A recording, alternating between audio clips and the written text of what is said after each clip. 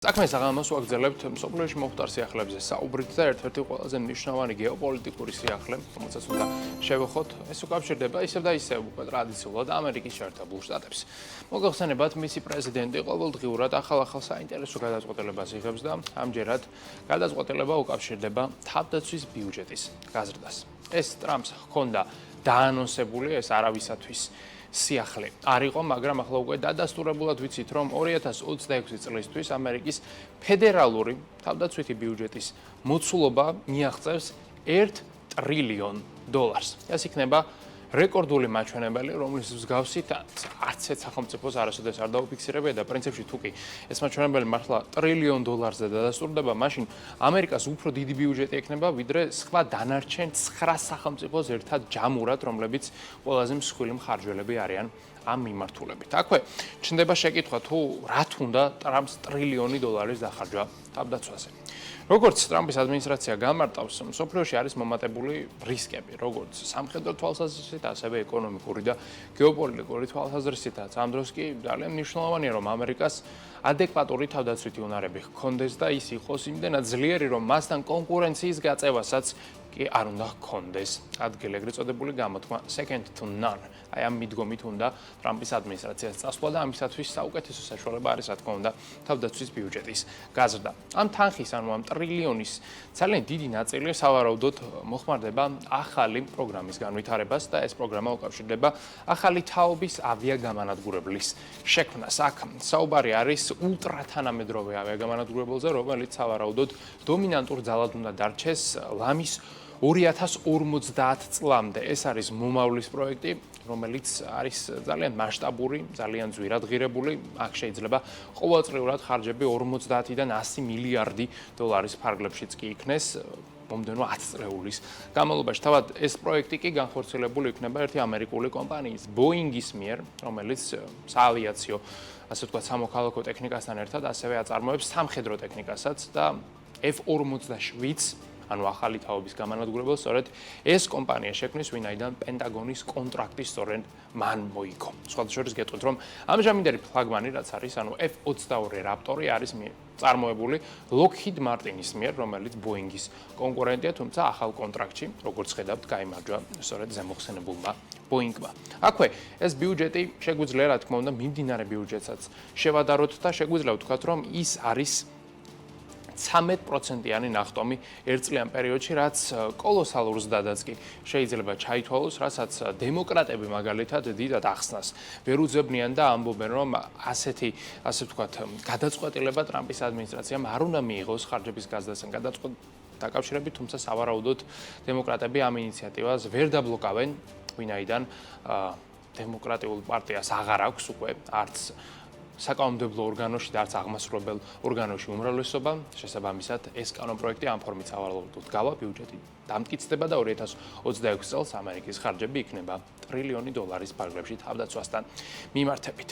აქვე თავდაცვასთან დაკავშირებით კიდევ ერთი სიახლე გვაქვს, რაც უკავშირდება რუსეთ-უკრაინის კონფლიქტს. როგორც ჩანს, ტრამპს უკვე ყელში ამოუვიდა ის ყველაფერი, რაც ხდება ამ მიმართულებით და მისი ადმინისტრაცია აცხადებს, რომ ამერიკა ეტაპობრივად უკვე ჩაეხსნება მოლაპარაკების პროცესს და ის აღარ შეასრულებს შუა მავლის როლს. ეს იმას ნიშნავს, რომ ამერიკა და ამერიკის წარმომადგენლები აღარ იქნებიან მედიაციის პროექტში ისე აქტიურად წარმოდგენილი, როგორც იყვნენ აქამდე, მოგეხსენებათ ამერიკელები, მათ შორის დიპლომატები და აგრეთვე თავად მარკო რუბიოც კი ლამის ყოველდღე დაფრინავდა წინ და უკან, რათა მხარეებს შორის მოლაპარაკებები ეწარმოებინა. ეს კი როგორც ჩანს, თეთრ სახლში დიდად არ მოსწონთ და მიაჩნიათ, რომ ამერიკა ამდენ ძალისხმევას არ უნდა წერდეს იმ კონფლიქტისათვის, რომელშიც ის თავად პირდაპირ არ არის ჩართული. ეს რიტორიკა ცოტა არ იყოს და შემაშფოთებლადაც კი ჟღერს, ხომ არ იგულისხმება აქ მაგალითად მოლაპარაკებიდან საერთოდაც ამერიკის გასვლა,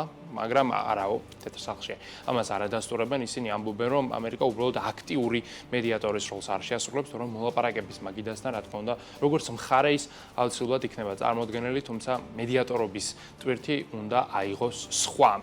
ხოლო აქ პრეტენდენტები ნამდვილად არიან, მსურველებიც არიან, მათ შორის ერთ-ერთი არის მაგალითად საუდის არაბეთი, მეორე არის აგრე უკვე ჩვენი მეზობელი თურქეთიც და მოკლედ მედიატორობა ძალიან ბევრ ვინმე სურს, ვინაიდან ეს ძალიან დიდ გეოპოლიტიკურ პრესტიჟთან და ბერკეტებთან არის დაკავშირებული. აქვე ისიც უნდა ითქვას, რომ ტრამპის ადმინისტრაცია ერთგვარად მხარეებს აძლევს ორკვირიან ვადას, რათა მათ როგორღაც თავი მოაბან იმ ყველაფერს, რაც ხდება, გადადონ თავიანთი განსხვავებები და მიაღწიონ უკვე სამშვიდობო მოლაპარაკების, ასე ვთქვათ, ძირითად მონახას. წინააღმდეგ შემთხვევაში ორკვირიანი ვადის ამოწურვის შემდეგ ამერიკა უკვე ოფიციალურად დატოვებს მოლაპარაკების მაგიდას, ხოლო ეს რას გამოიწვევს, უკვე ნამდვილად ძალიან რთული სათქმელია, რადგანაც ამერიკის გარეშე კონფლიქტის დასრულება ნამდვილად რთულად წარმოსადგენია.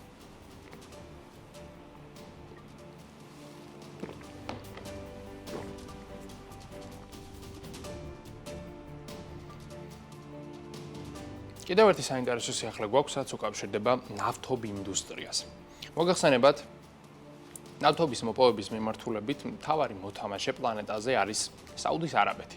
ეს ქვეყანა ფლობს პლანეტაზე ყველაზე დიდ და მასშტაბურ რეზერვს, ასევე იქ არის დაფუძნებული პლანეტის ყველაზე დიდი ნავთობმოპოვებელი კომპანია, რომელსაც ჰქვია საუდი არამკო და რომლის კაპიტალიზაციაც არის 2 ტრილიონი დოლარის ფარგლებში. საუდის არაბეთის მთავრობა უკვე აცხადებს და ადასტურებს, რომ ის მზად არის ფასების ომის დაწყებისათვის. ანუ საუდის არაბეთს თუ დასჭირდება, ნავთობს იმდენად გააიაფებს, რომ სხვა სახელმწიფოები შეიძლება ეკონომიკური კრიზისის წინაშე აღმოჩნდნენ. აქვე შევეცდები აგიხსნათ თუ რასთან გვაქვს საქმე. რამდენიმე დღის წინ გავრცელდა ცნობა იმასთან დაკავშირებით, რომ ყაზახეთი არღვევს OPEC Plus-ის მიერ განსაზღვრულ კვოტებს და საერთოდაც განიხილავს OPEC Plus-დან გამოსვლას, რადგანაც ყაზახეთს არ მოსწონს ის პოლიტიკა, რომელსაც ატარებს საუდის არაბეთი, რომელიც დე-ფაქტო ლიდერი არის OPEC-ისა და ის გეგმავს, რომ მოპოვებასთან და გაყიდვასთან დაკავშირებით ნავთობისა თავად მიიღოს ეროვნულ დონეზე გადაწყვეტილებები. ეს მოვლენა თავისი არსით არის ძალიან მნიშვნელოვანი, რადგანაც OPEC-ი და მათ შორის OPEC Plus-ი, რომელიც არის OPEC-ის გაფართოებული ვერსია, არის ნავთობმოპოვებელი სახელმწიფოების კარტელი, სადაც გადაწყვეტილებები მიიღება პოლიტიკურ დონეზე, ძირითადად პოლიტიკურ ელიტას წარმოადგენენ საუდის არაბეთი, რუსეთის ფედერაცია და ასევე კატარი და სხვა არაბული სახელმწიფოები, რომლებიც ლამის მთელი პლანეტისათვის განსაზღვრავენ კვოტებს იმასთან დაკავშირებით, თუ ვინ რამდენი ნავთობი უნდა მოიპოვოს, რამდენი უნდა გაყიდოს, რა უნდა იყოს სამიზნე ფასი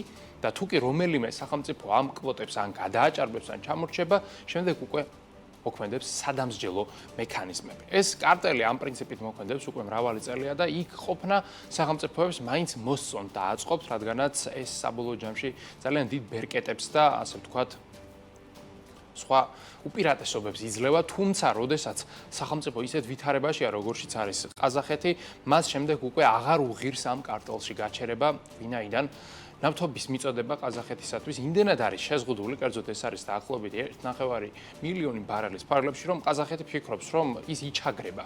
ამ დროს სხვა ქვეყნებს, არაბულ ქვეყნებს ლამის 3-ჯერ, 4-ჯერ და 5-ჯერ მეტი ნავთობის მოპოვების უფლება აქვს, ხოლო აქ ყაზახეთს უჩნდება ძალიან ლოგიკური და სამართლიანი შეკითხვა, თუ რატომ არ აქვს მას უფრო მეტი ნავთობის მოპოვების უფლება საუდის არაბეთის მხრიდან. ხოლო თუ კი ყაზახეთი მართლაც გადაწყვეტს OPEC Plus-დან გამოსვლას, მაშინ ის სავარაუდოდ აირჩევს ნავთობის გაიაფების სტრატეგიას, ანუ ის საკუთარ ნავთობს მაგალითად ბარელზე გაყიდის $3 უფრო იაფად, ვიდრე ამას ყიდიან OPEC-ის წევრი სახელმწიფოები. ეს კი თავისი არსით OPEC-ს უბიძგებს, რომ დაიწყოს სავაჭრო, ასე ვთქვათ, საფასო ომი, რადგანაც თუ კი ერთ მხარეს უფრო იაფი ნავთობია ვიდრე მეორე მხარეს, რა თქმა უნდა, მომხმარებლები გადავლენ იაფი ნავთობის მხარეს და ეს საბოლოო ჯამში მიგვიყვანს იქამდე, რომ ყველას მოუწევს ნავთობის გაიაფება. ეს მოცემულობა შეიძლება მე და თქვენ ძალიან გვიხაროდეს, რადგანაც ჩვენ ნავთობს მოვიხმართ და არც ვაწარმოებთ, მაგრამ იმ ქვეყნებისთვის, რომლებიც ნავთობს აწარმოებენ და ყიდიან, ეს არის ძალიან ცუდი სიახლე, რადგანაც ამ ქვეყნების ბიუჯეტი უმეტესწილად სწორედ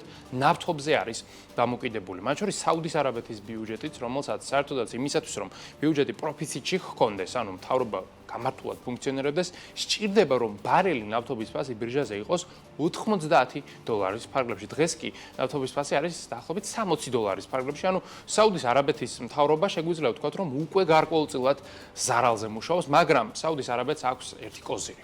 ამ ქვეყანას შეუძლია რამდენიმე წლის განმავლობაში ნავთობი გაყიდოს ფაქტობრივად უფასოდ, $0 კი და ის მაინც შეძლებს გადარჩენას, რადგანაც მას აქვს ძალიან დიდი სარეზერვო ბუფერები, რომლის მსგავსით არც ერთ სხვა სახელმწიფოს არ აქვს და სხვათა შორის საუდის არაბეთი ამ ფასების ომით ძალიან ხშირად ვაჭრობს და ემუქრება ქვეყნებს. მათ შორის ასეთი შემთხვევა იყო 2014 წელს, როდესაც არაბეთმა სცადა ამერიკული ენერგეტიკული კომპანიების გაკოტრება და ნავთობის გაყიდვა დაიწყო ძალიან იაფად. ამას კი მოჰყვა ამერიკულ ენერგეტიკულ სექტორში კრიზისის წამოწყება, თუმცა მას შემდეგ უკვე პოლიტიკური, ასე ვთქვათ, ელიტა ჩაერთო პრობლემის მოგვარების საკითხში და ეს პრობლემა გარკვეულწილად აღმოიფხვრა, თუმცა ის ბერკეტი, რომელიც საუდის არაბეთს აქვს, ეს არსად არ გამქრალა და თუ კი ქვეყანას მოუნდება, მას ნამდვილად ძალიან მარტივად შეუძლია საფასო ომის წამოწყება, რომელიც პრინციპში შეიძლება მართლაც პოზიტიურად მოგვეჩვენოს, თუმცა ეს პოზიტიური ნამდვილად არ არის, რადგანაც ის სავარაუდოდ გამოიწვევს ნავთობის მომპოვებელი სახელმწიფოების ეკონომიკური ზრდის, ასე ვთქვათ, ტენდენციისა და ტრაექტორიის შენელებას, რაც საბოლოო ჯამში მოგვიყვანს სავარაუდოდ ნაწილობრივ მაინც გლობალურ რეცესიამ და ეს კი მოგეხსენებათ არავისთვის პოზიტიური სიახლე არ არის.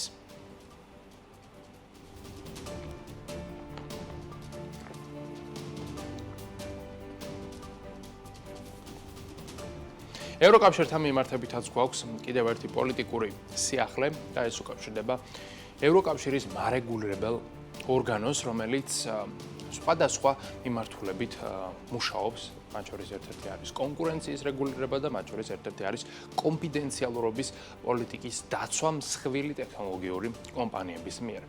როგორც ჩანს, მარეგულირებელმა დაასკმნა, რომ ერთი კომპანია ძალიან უხეშად არღვევდა კონფიდენციალურობის პოლიტიკას და ეს კომპანია იყო ByteDance, ჩინური ტექნოლოგიური კომპანია, რომელიც ფლობს პლატფორმას TikTok-ს. ეს არის პლანეტის ყველაზე სწრაფად მზარდი სოციალური ქსელი, რომელსაც საქართველოშიც აქტიურად იყენებენ. როგორც მარეგულირებელი ამბობს, წლების განმავლობაში, მიუხედავად იმისა, რომ ეს კანონით იყო აკრძალული, TikTok-ის ხელმძღვანელობა ევროკავშირში მოპოვებულ მონაცემებს აგზავნიდა ჩინეთში, სადაც შემდეგ ამ მონაცემებს ამუშავებდნენ ჩინურ სერვერებზე და პრინციპში რას უშვებოდნენ ამ მონაცემებს, არც არავინ იცის, რადგანაც ინფორმაცია, რომელიც მიდის ჩინეთში, პრინციპში იქვე რჩება.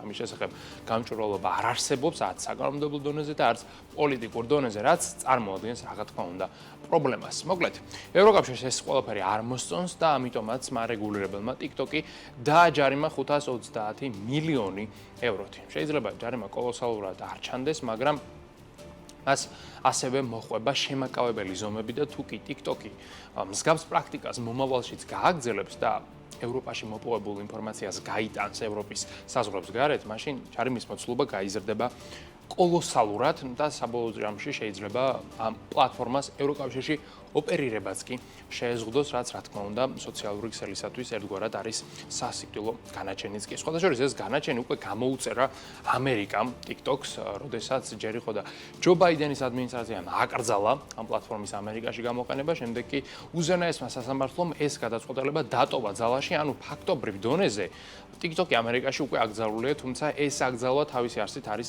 გადავადებული დროებით პრეზიდენტ ტრამპის აღმასრულებელი ბრძანებით, რომელმაც TikTok-ს მისცა გარკვეული საშეღავათო პერიოდი იმისათვის, რომ პლატფორმა მოიძიოს ახალი ინვესტორი და საბოლოო ჯამში ის იქნეს გასხვისებული ამერიკულ კონსორციუმზე. ამ ამერიკულ კონსორციუმში კი შეიძლება იყვნენ ტექნოლოგიური გიგანტები.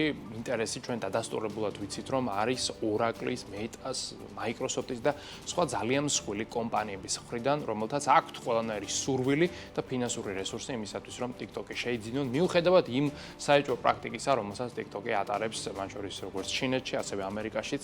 შეიძლება ბევრი რამ არ მოგწონდეს ამ სოციალურ ქსელთან დაკავშირებით, მაგრამ ფაქტია, რომ ის ძალიან კარგ ალგორითმს ფლობს, რომელიც რამდენიმე $100 მილიარდ არის შეფასებული.